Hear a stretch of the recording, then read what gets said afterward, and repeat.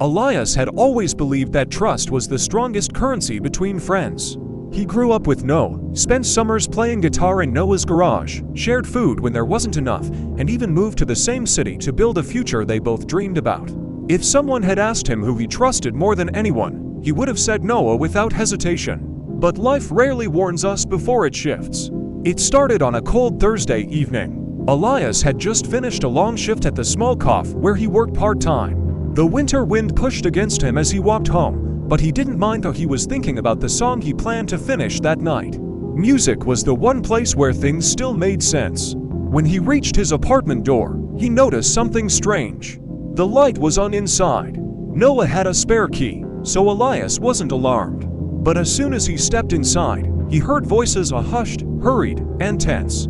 Then he heard his own name. Elias froze behind the half-open bedroom door. Noah's voice came first. He doesn't suspect anything. He still thinks I'm helping him with the studio project. Another voice answered Elias' voice. Elias's girlfriend. Are you sure he won't find out? If he knows we're using his idea, he'll cut both of us off. Elias felt his jaw tighten. His chest felt empty, like someone had scooped everything out of him. Noah continued, we'll pitch the song to the producer next week.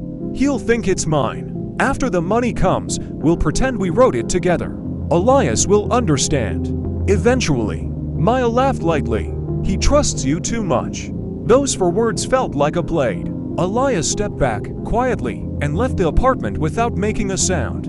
He walked through the cold streets with no direction, replaying every conversation, every shared plan, every moment he had believed was real. He felt foolish, betrayed, hollow. It wasn't the song. It wasn't even the money. It was the betrayal from the two people he loved most. He disappeared for 2 days. No calls, no messages.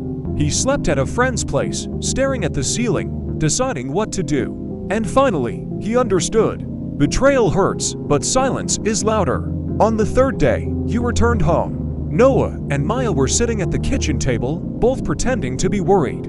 Elias, where were you? Maya jumped up. No signal from you, Noah added, stepping forward with practiced concern. Elias didn't answer. He placed his phone on the table and pressed play.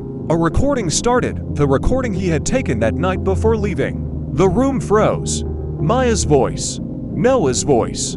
Each word clear, undeniable. Their eyes widened as the recording continued. Elias didn't look at them, he watched the reflection of the window instead. Finally, when the recording ended, the silence felt heavier than their guilt. Noah swallowed hard. Look, Elias, you have to understand. It was just a mistake. Elias asked quietly. Maya tried to reach for his hand, but he pulled away. You both could have told me the truth, he said. You could have asked. Instead, you lied to my face. Elias, please, Maya whispered. No, he cut her off. I don't want excuses. Not now. Not ever. He walked toward his room and came back with 2 items. A small box containing Maya's things and the spare key Noah once had. He set them on the table gently, almost respectfully. You both can go, he said. No shouting, no anger, just a tired voice that had finally stopped trying.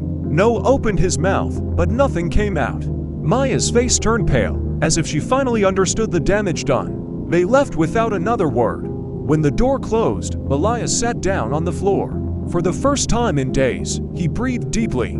Betrayal had broken him, yes, but it had also cleared the shadows around him. He picked up his guitar, the same one he once shared with Noah, and strummed a quiet chord. It wasn't perfect, but it was his. Not stolen, not lied about, not touched by betrayal. Just his.